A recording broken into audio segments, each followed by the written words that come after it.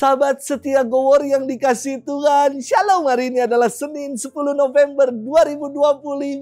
Kita awali pekan ini dengan penuh semangat. Dan hari ini kita merayakan Hari Pahlawan. Kita kenangkan para pahlawan yang telah gugur demi memperjuangkan kemerdekaan Indonesia. Kita hari ini merayakan peringatan wajib Santo Leo Agung, Paus dan Pujangga Gereja. Dan paus kita saat ini juga mengambil nama Leo 14. Wah, siapakah Leo Agung itu? Leo lahir di Tuscany, Italia pada tahun 390. Ia terpilih menjadi paus ke-45 menggantikan Paus Sixtus ketiga.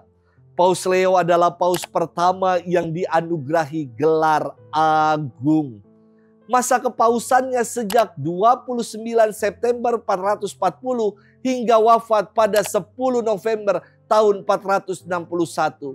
Sebagai paus, ia memberikan kontribusi yang besar bagi gereja dalam hal mempertahankan keutuhan dan kesatuan gereja dari berbagai ajaran sesat yang berkembang. Tanpa kenal lelah, Paus Leo memperjuangkan gereja yang satu, kudus, katolik, dan apostolik. Pada tahun 452, ketika Italia Utara diserang oleh bangsa Attilia, Paus Leo menempuh jarak sejauh 320 km dengan menunggangi kuda untuk bernegosiasi dengan Attilia dan berhasil membujuk agar mereka menarik pasukannya. Peristiwa ini dikenal sebagai pelayanan terbesar Paus Leo Agung. Ia menjadi paus pertama yang dimakamkan dalam gereja Basilika Santo Petrus di Vatikan, dan ia juga merupakan seorang teolog dan pujangga gereja serta dikenal sebagai penjaga kesatuan umat dalam satu iman yang benar. Kita akan bersama-sama merenungkan firman Tuhan hari ini yang diambil dari Injil Lukas 17 ayat 1 sampai dengan 6. Kita siapkan hati kita. Haleluya, haleluya.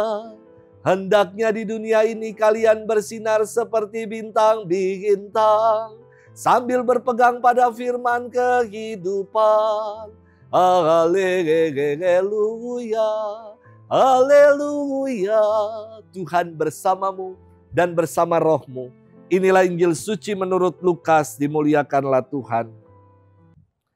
Yesus berkata kepada murid-muridnya, tidak mungkin tidak akan ada penyesatan, tetapi celakalah orang yang menyebabkannya. Lebih baik baginya jika sebuah batu kilangan diikatkan pada lehernya, lalu ia dilemparkan ke dalam laut, daripada ia menyesatkan salah seorang dari yang lemah ini. Jagalah dirimu, jika saudaramu berbuat dosa tegurlah dia, dan jika ia menyesal ampunilah dia. Bahkan jika ia berbuat dosa terhadapmu 7 kali sehari, dan 7 kali ia kembali kepadamu dan berkata, aku menyesal, engkau harus mengampuni dia. Lalu para rasul berkata kepada Tuhan, tambahkanlah iman kami. Tetapi Tuhan menjawab, jika kalian memiliki iman sebesar biji sesawi, kalian dapat berkata kepada pohon ara ini, tercabutlah engkau dan tertanamlah di dalam laut, maka pohon itu akan menuruti perintahmu. Demikianlah sabda Tuhan. Terpujilah Kristus. Sahabat setia Gowor yang dikasihi Tuhan, Shalom. Saya kira di era teknologi yang begitu canggih, di era AI, Artificial Intelligence ini, kita mesti hati-hati dan bijak dalam menggali informasi di dunia maya. Belum lama ada yang mengirimkan kepada saya dan bertanya, video ini benar tidak Romo? Yakni ketika saya buka video tentang Basilika Saint Peter di Vatikan yang terbakar. Dan setelah saya lihat, ini mah kerjaan si AI ya, Artificial Intelligence. Karena kalau ada peristiwa itu pasti di grup-grup para imam sudah heboh, pasti kuskupan sedang bersuara. Ini mah benar-benar ya, ada aja orang yang bikin hoax ya, Vatikan kebakaran dengan menggunakan AI. Dan maraknya berita bohong peredaran hoax membuat informasi menjadi simpang siur saya kira.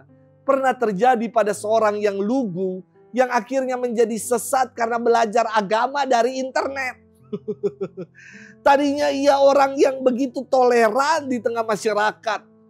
Tiba-tiba ia menarik diri dari masyarakat dan tahu-tahu ia bersama dengan sekeluarganya meninggal akibat fanatik dan dipenuhi dengan kebencian. Aduh, ada-ada aja. Maka hati-hati saya kira. Sahabat setia Gowor yang dikasihi Tuhan. Dalam firman Tuhan hari ini, Yesus memberikan peringatan kepada murid-muridnya. Bahwa tidak mungkin tidak akan ada penyesatan. Tetapi celakalah orang yang menyebabkannya. Penyesatan atau penyimpangan yang dimaksud dalam sabda Yesus ini mengacu pada kekeliruan dalam menerjemahkan atau memaknai ajaran yang Yesus wartakan. Orang banyak mengikuti Yesus karena terpukau dengan kata-kata dan mukjizat-mukjizat yang dilakukannya. Tetapi demi keuntungan mereka sendiri. Maka Yesus mengingatkan para murid dengan bersabda, jagalah dirimu. Bersikap berjaga-jaga atau waspada terhadap segala penyesatan perlu dibuat. Agar kita tetap fokus pada Yesus dan ajarannya yang sejati. Ajaran yang macam apa yang Yesus ajarkan? Yesus menjelaskan ajaran kasih-Nya. Ia berfirman, jika saudaramu berbuat dosa, tegurlah dia. Dan jika ia menyesal, ampuni dia. Bahkan jika ia berbuat dosa terhadapmu 7 kali sehari dan 7 kali pula ia kembali kepadamu dan berkata, aku menyesal, engkau harus mengampuni dia. Meluruskan kembali yang sesat dengan menegur dan mengampuni. Inilah ajaran kasih Tuhan. Bahkan secara ekstrim Yesus memberikan contoh. Orang yang bersalah berulang-ulang namun menyesal. Kita tetap harus memberikan pengampunan. Terkadang kita menjadi pribadi yang begitu sukar untuk mengampuni orang lain. Orang yang bersalah dan menyakiti kita. Melalui firman Tuhan hari ini, kita diajak untuk menjadi pengikut Tuhan yang sejati. Yang tidak mau bosan untuk mengampuni dan mengasihi. Karena Allah pun tidak pernah bosan untuk mengasihi dan mengampuni kita. Selamat bermenung. Tuhan memberkati kita selalu dalam nama Bapa dan Putra dan Roh Kudus. Amin.